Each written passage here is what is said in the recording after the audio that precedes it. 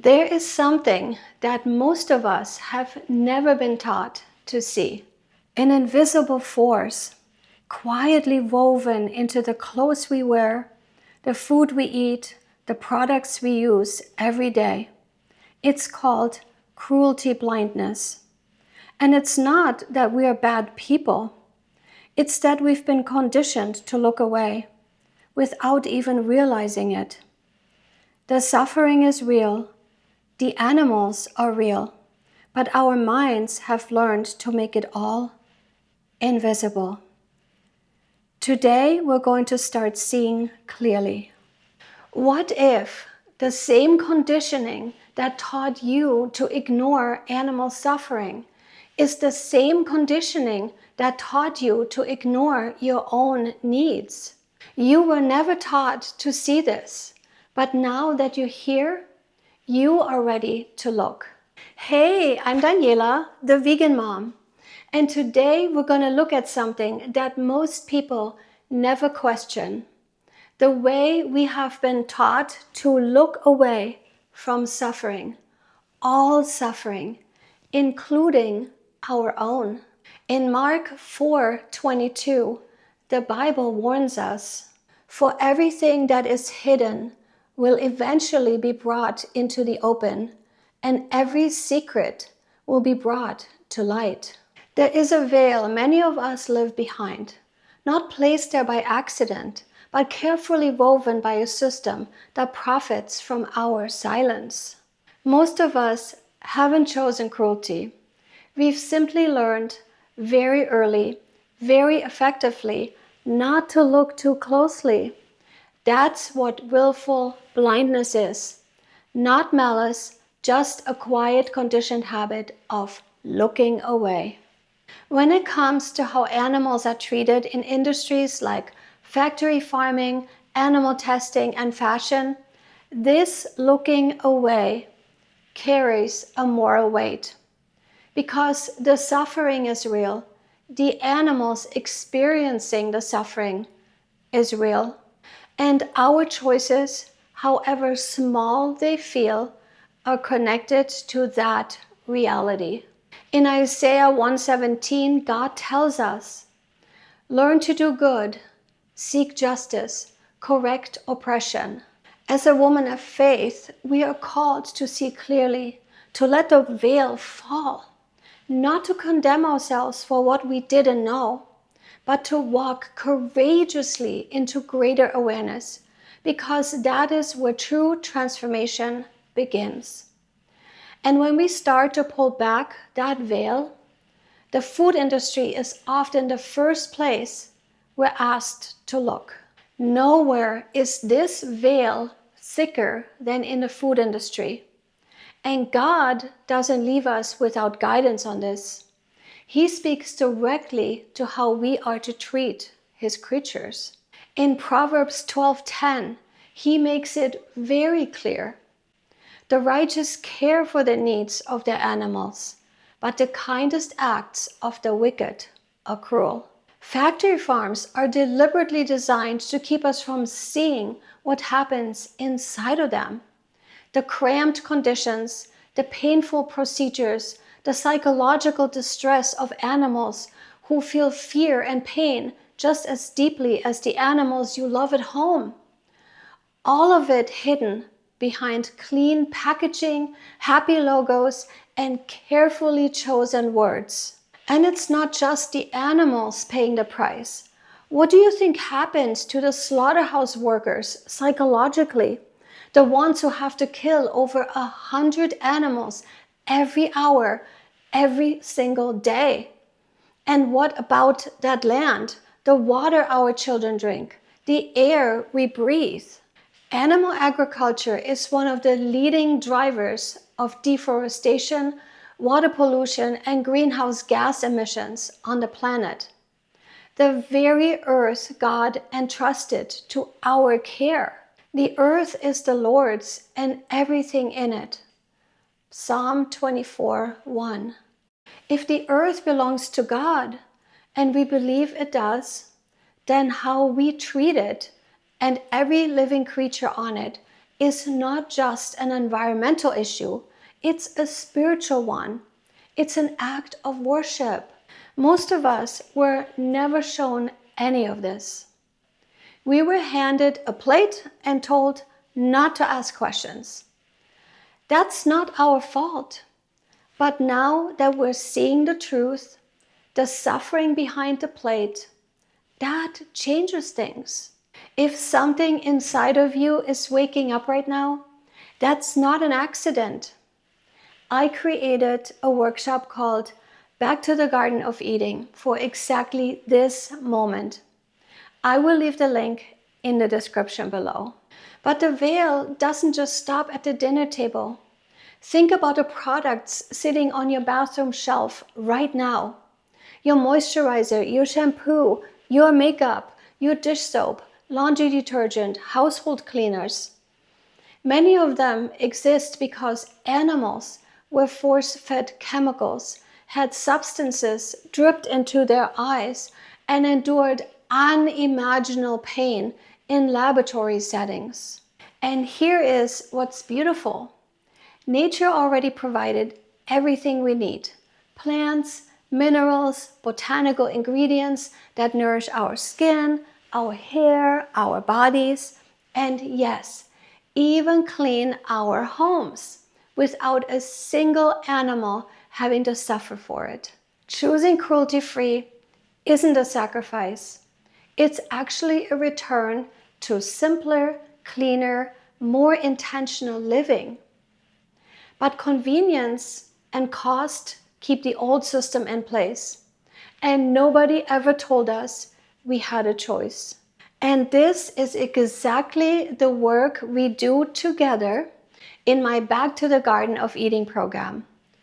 Not just changing what's on your plate or under your sink, but dismantling the beliefs and conditioning that kept us from seeing our choices more clearly. And I want to take you somewhere else now. Somewhere that took me completely by surprise. I have to be honest with you here, because I was once exactly where you might be right now. I owned beautiful leather purses and boots, and I loved them. They made me feel elegant and put together. And I had absolutely no idea what went into making them. I had no idea that leather came from an animal who suffered.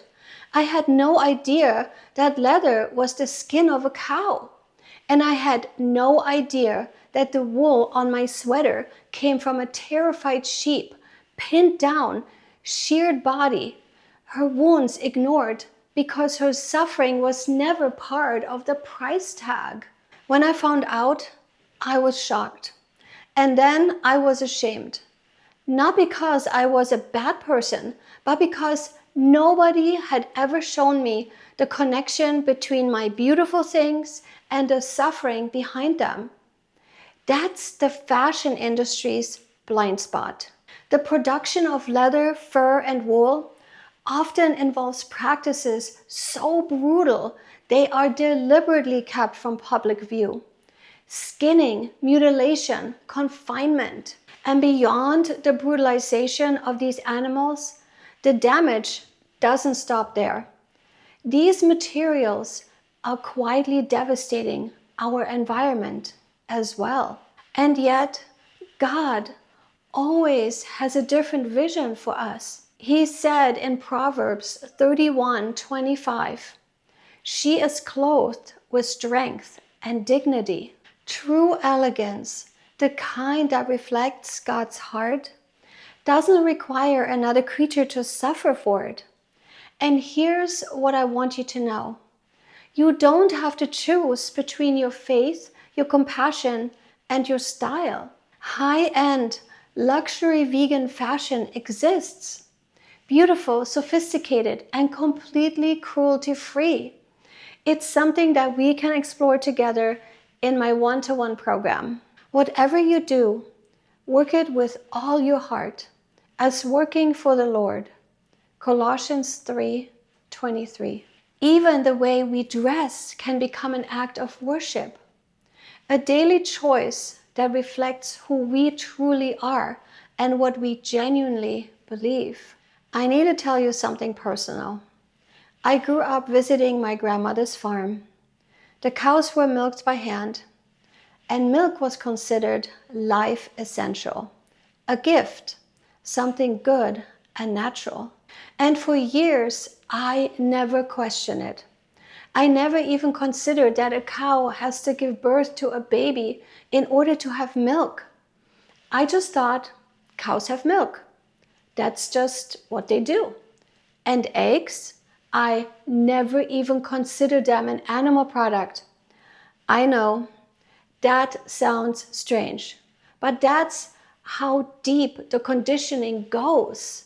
My grandmother asked me every morning to go to the barn and get the eggs, which magically appeared every morning in the big baskets. I had no idea that they came from chickens. When I found out the truth that in the dairy industry, a mother cow is repeatedly impregnated, and the moment her baby is born, that calf is taken away from her. It is stolen from her, sometimes within hours, so that humans can have her milk that was meant for her baby. I cried and cried, and I still cry thinking about it. Because what happens next is something the industry hopes you never hear about. The mama cow calls for her baby. She cries out for days, sometimes even weeks, walking the fence line, searching for her child, her cries echoing across the farm. And that little calf, that little baby, confused and terrified, calls back for its mother.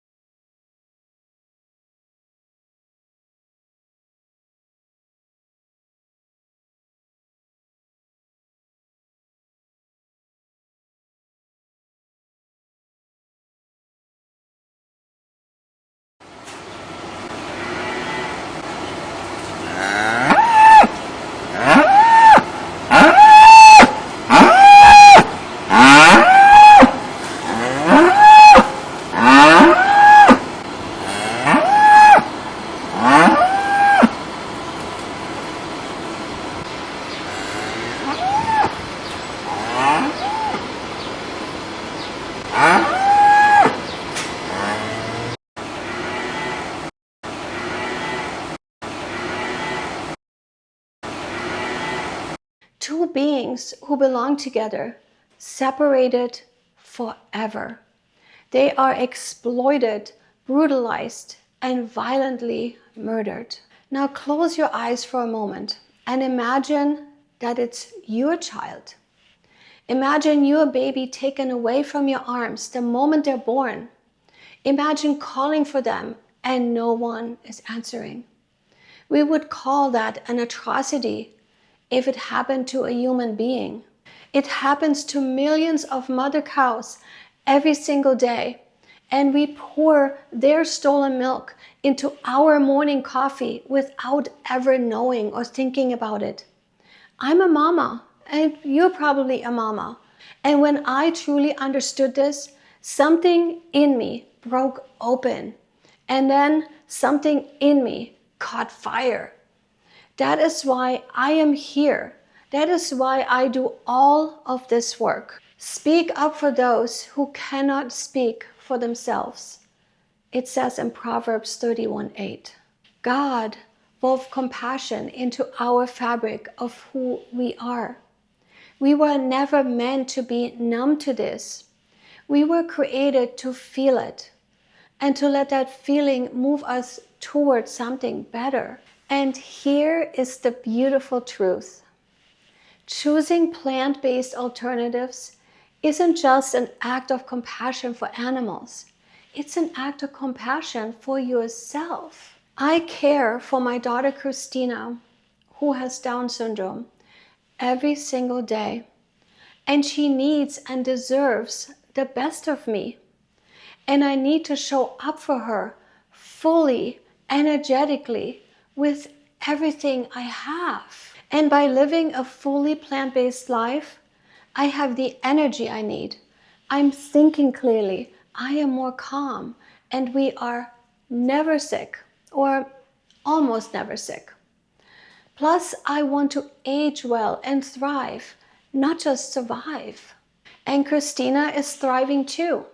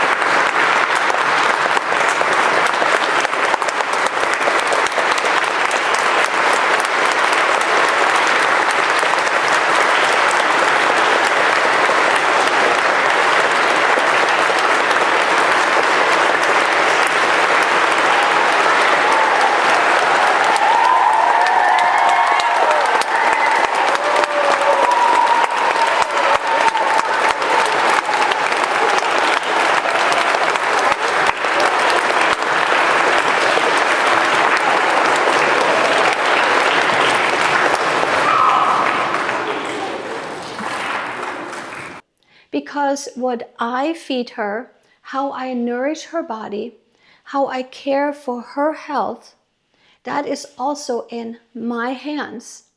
She deserves the very best I can give her.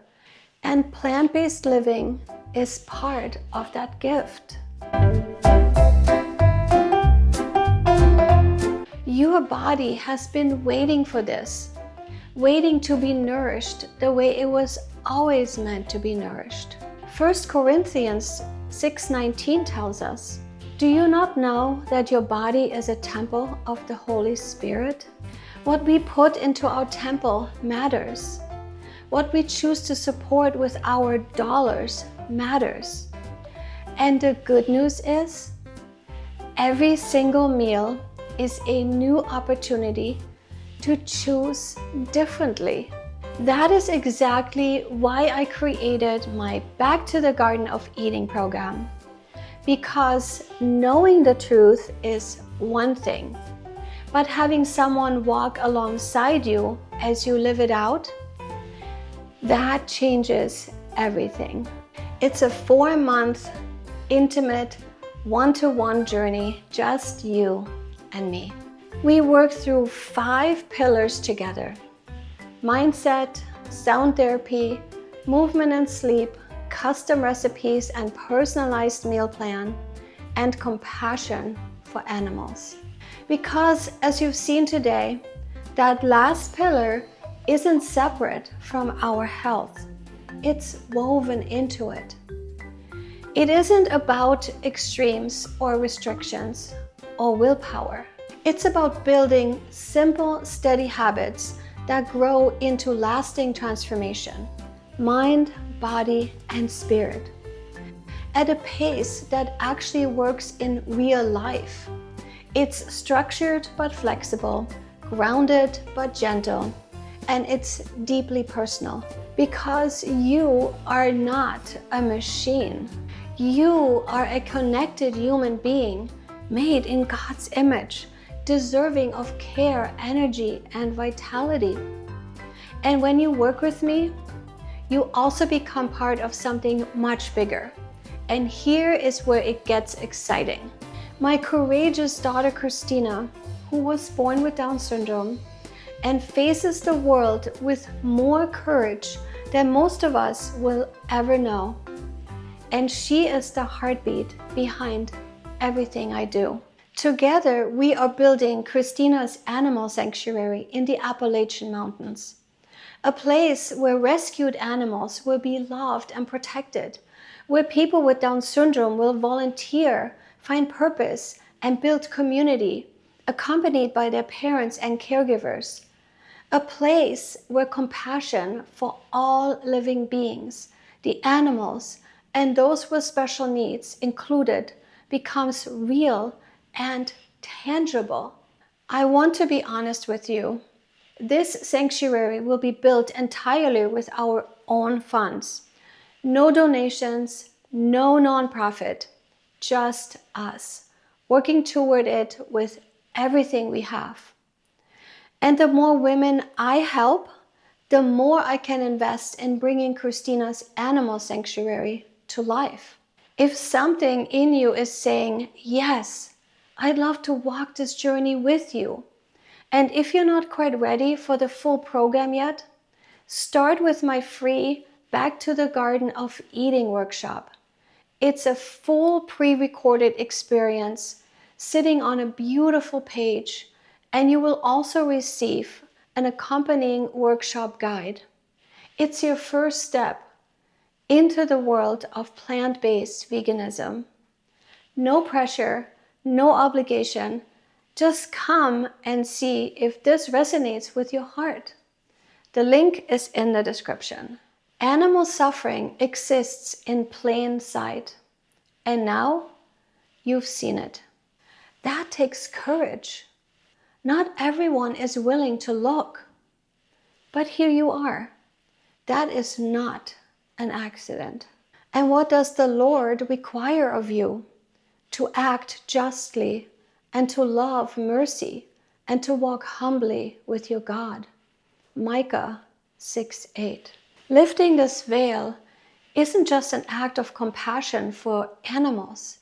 It's an act of compassion for yourself. If your heart broke watching that mama cow search for her baby,